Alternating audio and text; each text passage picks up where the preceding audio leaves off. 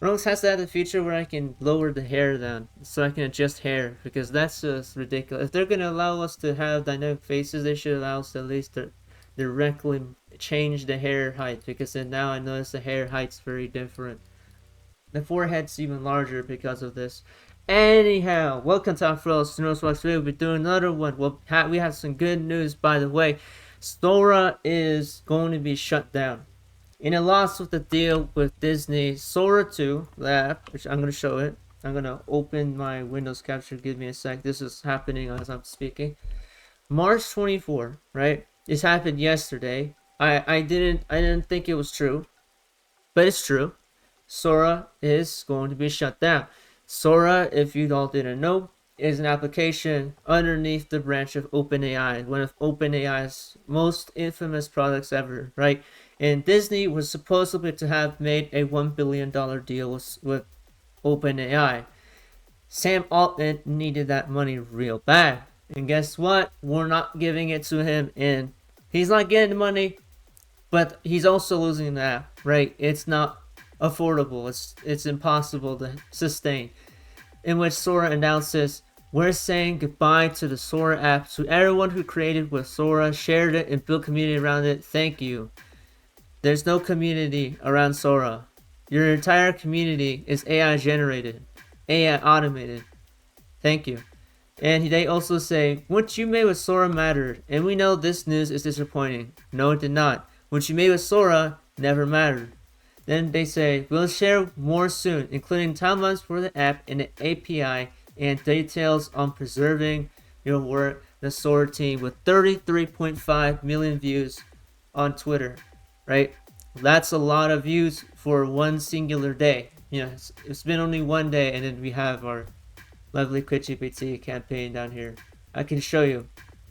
It says that Disney has ended its $1 billion deal with OpenAI.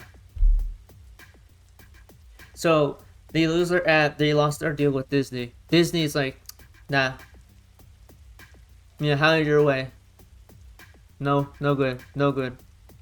And then we have this right here.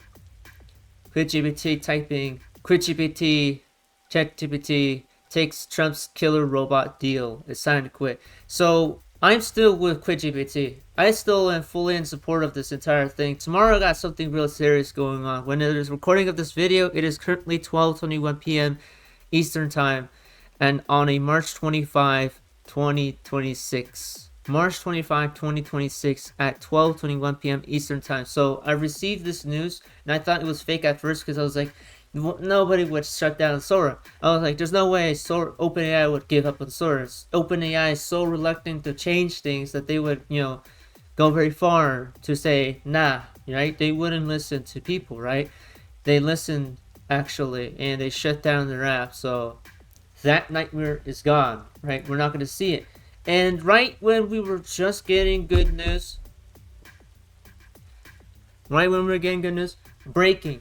Trump will appoint Mark Zuckerberg, Larry Ellison, and Jensen Huang to the President's Council of Advisors on Science and Technology. The council will weigh in on AI policy and other issues per the Wall Street Journal. Okay, if anybody doesn't know who those guys are, Mark Zuckerberg's the same guy who lost the New Mexico case just recently. Editor, let me put a screenshot of that. He just lost a case in New Mexico, Mark Zuckerberg, by his own company, Meta, in a case related to children and the harm of children. I'm not going to say it because then YouTube will just, it would shadow ban this video. But, something to do with not safe things that children get exposed to on the platform. They lost the case and had to pay $375 million to it.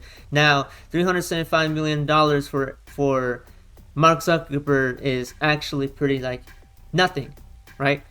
So instead of forcing the company to do something more constructively to fix their stance on child safety, they just give him a fine of $375 million. They just said, nah, just fine them $375 million. You don't know how much Meta, the company, is worth, how much they earned just recently?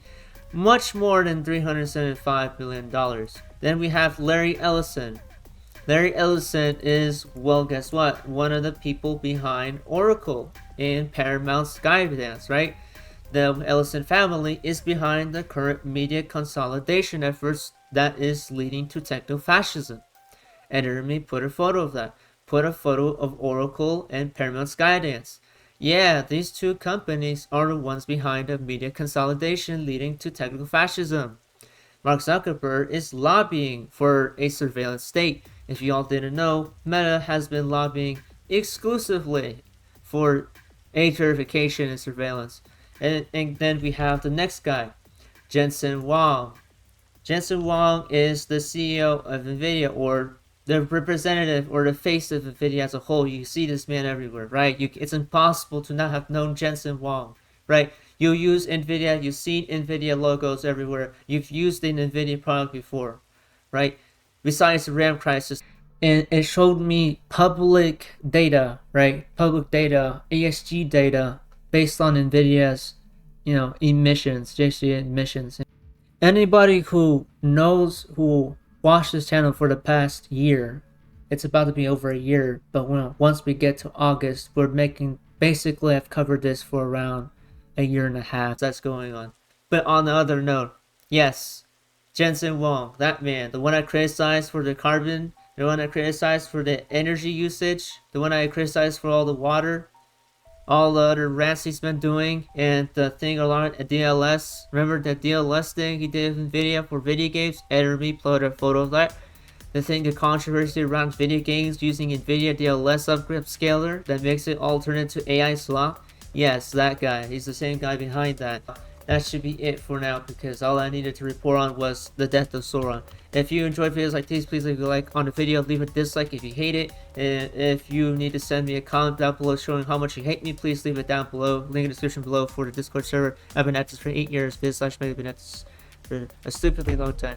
We take on this, what you say about society, protest peacefully, know your rights, and very soon we will have our concert on March 27th, and on March 28th we will have No King's Day real soon right after. So best assured, my 3 days are going to be chaotic, because tomorrow I got something else important too. And on March 27th, I'm going to have that concert, Keys the Eye concert, the VTuber in Fortnite, right? She's going to be doing her thing, just like Daft Punk did.